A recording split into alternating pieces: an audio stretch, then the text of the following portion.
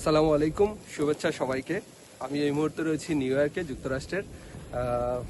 যে ব্যাপারটি নিয়ে আপনাদের সামনে আমি আসলাম সেটি হলো আজকে যুক্তরাষ্ট্রের প্রায় 17টি অঙ্গরাজ্যের উপরে যে ভয়াবহ তুষার ঝড় শুরু হয়েছে, এ নিয়ে কিছু তথ্য দেওয়ার চেষ্টা করব।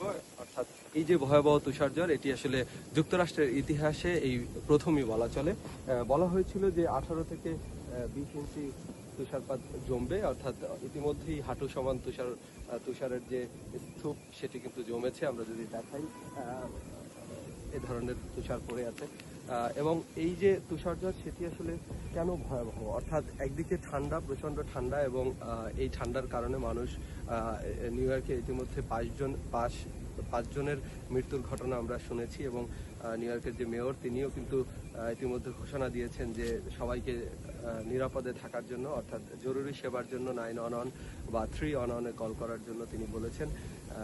এছাড়া যুক্তরাষ্ট্রের প্রেসিডেন্ট ডোনাল্ড ট্রাম্প, তিনিও কিন্তু ইতিমধ্যে জরুরি অবস্থা ঘোষণা দিয়েছেন, এবং সেখানে তিনি বলেছেন যেন এই যে নিউ ইয়র্কে বসবাসরত অথবা এই 17টি অঙ্গরাজ্যে যারা বসবাস করছেন তারা যেন নিরাপদে থাকেন এবং নিজ নিজ বাসায় থাকার চেষ্টা করেন। অর্থাৎ এই ধরনের ঝড়ে আসলে যে ধরনের ক্ষতির সম্মুখীন হয়, অর্থাৎ সেই ব্যাপারটি এড়াতেই কিন্তু এই ধরনের উদ্যোগ। এবং আমরা জেনেছি যে এটি আসলে টেনেসি এবং টেক্সাস থেকে শুরু হয়েছে এই তুষারঝড়। আমি আসলে এই ঝড়ের বাতাসে প্রচণ্ড ঠান্ডা এবং তুষার আসছে, কথা বলতেও খুব কষ্ট হচ্ছে, অর্থাৎ দাঁড়ানোই মুশকিল।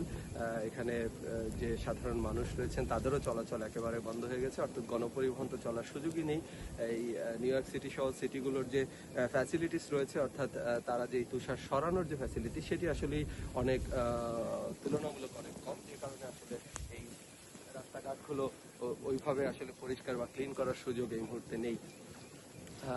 আমি বলছিলাম যে আসলে তুষার ঝড়ে অবস্থা দেখতে পাচ্ছেন, যদিও এটি এখনো স্বাভাবিক বলা চলে, কারণ এটি ওয়াশিংটন ডিসি এবং ভার্জিনিয়া, তারপরে নিউ জার্সি হয়ে তারপরে কিন্তু নিউ ইয়র্কে আরো বেশি আঘাত হানার কথা রয়েছে।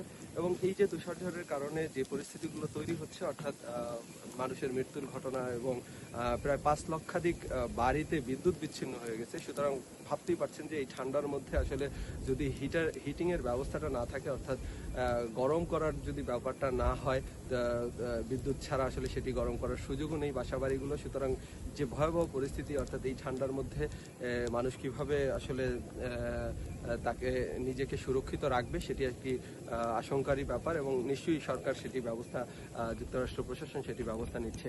তো এখন পর্যন্ত এটুকুই, আসলে আরও তথ্য দেওয়ার চেষ্টা করব, যেহেতু কাল পর্যন্ত এই তুষারঝড় চলবে, এবং এর মধ্যে আসলে কি কি পরিস্থিতি ঘটে সেটি আমরা দেখার অপেক্ষা করছি, এবং নিশ্চয়ই সেই তথ্যগুলো নিয়ে আপনাদের সামনে আরও তথ্য দেওয়ার চেষ্টা করব। সে পর্যন্ত সবাই ভালো থাকবেন, সুস্থ থাকবেন।